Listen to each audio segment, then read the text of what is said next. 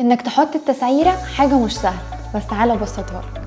ازيكم، انا تسنيم قنديل من ايكون بلاكر، والنهارده هنعرف مع بعض البرايسنج ستراتيجيز. عشان تحط سعر للمنتج بتاعك محتاج تبقى ماشي على استراتيجي.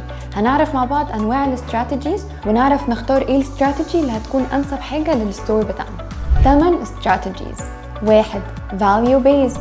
في الاستراتيجي دي انت هتحط سعر الحاجة نسبة لقيمتها فعلا. يعني لو انت عارف ان المية دي ب5 جنيه هتباعها للعميل ب5 جنيه، يعني مش بتحط مكسب زيادة على المنتج بتاعك، انت بتبيعه بالقيمة بتاعته واللي العميل عارف انها دي قيمته فعلا. فهنا انت بتخلي العميل رقم 1 عشان بتحطه أولوية ان هو يدفع الفلوس اللي هياخد قدامها القيمة بتاعتها. 2. cost plus.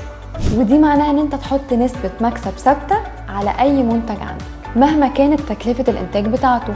يعني مثلا هتبقى مثبت نسبة ربح ثابتة 10 20% او ايا كانت النسبة. فلو كان عندك منتج ب$10 ومنتج تاني ب$50، انت هتاخد نسبة الربح بتاعتك على ده 20% وعلى ده برضو 20%. وهنا على عكس الاستراتيجي اللي قلناها في الاول، هنا بتخلي الربح بتاع البايع رقم 1. تالت حاجة competition based. بتحط أسعارك بناء على المنافس بتاعك. ممكن تحط السعر بتاعك نفس سعر المنافس بالظبط أو أقل منه بحاجة بسيطة أو أكتر منه بحاجة بسيطة. أكتر كومبانيز بتعمل الموضوع ده هي بيبسي وكوكا كولا. دايما الأسعار بتاعتهم قريبين جدا لبعض، وده لأنهم معتمدين الكومبيتيشن بيزد برايسنج استراتيجي. أهم حاجة إن الفرق ما بين التو براندز ما يبقاش فرق كبير قوي عشان ما تخسرش العميل بتاعك إن هو يروح لسعر أقل بكتير منك. 4. دايناميك ستراتيجي. دايناميك معناها متغير، وده معناه إن السعر ما بيبقاش ثابت، بيختلف على اختلاف قانون العرض والطلب واختلاف الوقت. مثال، انت دلوقتي عندك براند بيبيع هدوم شتوي وهدوم صيفي، واحنا دلوقتي في الشتاء. اللبس الشتوي اكيد سعره هيبقى اغلى من اللبس الصيفي عشان ده مش وقته، في حين ان وقت الصيف كان اللبس الصيفي اغلى من الشتوي. فالاستراتيجي دي كده ماشيه مع اختلاف الوقت وقانون العرض والطلب. واكتر اندستري بتعتمد البرايسنج استراتيجي دي هي الايرلاينز. شركات الطيران كلها اسعارها مش ثابته، وده بيختلف باختلاف الفصول، المواسم، الاعياد، حتى ايام الاسبوع. ممكن تلاقي يوم السبت سعر التذكره اغلى بكتير من يوم الثلاث. ندخل على الاستراتيجي اللي بعدها برايس سكيمينج، وده معناه ان المنتج اول ما بينزل في اللانشنج بتاعه بيبقى سعره اعلى بكتير، وبعد شويه بالتدريج سعره بيبتدي ينزل. هتلاحظها فين دي؟ في الموبايلات. دايما الموبايل بينزل سعره عالي، وبعد ما يعدي عليه شويه وقت سعره بينزل شويه. ولما يبقى فيه نيو ارايفل او منتج جديد بتلاقي سعره عالي برضو ويبتدي ينزل بالتدريج. من الاخر بياخد الضجه بتاعته وبيعمل هايب كده وبعدين سعره بيبتدي ينزل. 6. charm pricing. ودي بتركز شوية على السايكولوجيكال بارت بتاع الكاستمر. الأبحاث بتقول إن سعر المنتج بيلعب دور كبير جدا في إن العميل يشتري ولا لا، ومش بس على الجانب المادي، لا على الجانب النفسي كمان.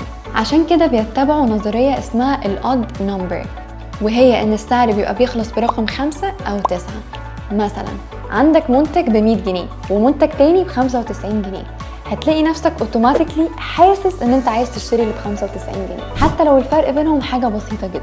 عشان كده الاستراتيجي دي بتقول ان انت لو عايز تبيع حاجه بسعر مثلا $500 حط السعر 499 عشان ده هيخلي العميل من غير ما ياخد باله يبقى عايز يشتريها. ندخل على الاستراتيجي اللي بعدها loss leader، ودي معناها ببساطه ان انت تخسر في الاول عشان تعمل شريحه من العملاء وتشد الكاستمر ليك، وبعدها ممكن تغير الاستراتيجي وتتبع استراتيجي تانية. بس دي دايما البراندز بتستعملها في الاول عشان تشد العميل اكتر وتخليه يجيله هو بدل من المنافس بتاعه. 8 والاخيره استراتيجي اسمها loyalty pricing. ببساطه ان انت تخلي الكاستمر بتاعك لويال. طب ازاي؟ ان انت تعمل له rewards system، ان هو كل ما يشتري ويدفع رقم معين بياخد قدامه بوينتس، فبالتالي هيجي تاني عشان يستعمل البوينتس دي وهكذا. ممكن كمان تعمل كده في صورة offers buy one get one او buy one get 50% off، او حتى ان انت تكافئه يوم عيد ميلاده وتعمل له خصم 10% او 20%، وده هيخلي العميل حاسس بالانتماء اكتر للبراند بتاعك. بس الاستراتيجي دي ما ينفعش تبقى هي الحاجة الأساسية اللي بتعتمد عليها، علشان دي مش تسعيرة قوي على قد ما هي offers وديسكاونتس، فدي لازم يبقى في جنبها استراتيجي من السبعة اللي قلناهم من شوية. كده احنا عرفنا ازاي نحط الأسعار بتاعة المنتجات بتاعنا وبناء على ايه، وازاي تبقى مناسبة للاندستري بتاعتك او الصناعة بتاعتك. لو عندك اي سؤال سيبه لنا تحت في الكومنت، متنسوش تتابعونا على فيسبوك جروب وانستجرام. اشوفكم في فيديو جديد، باي باي.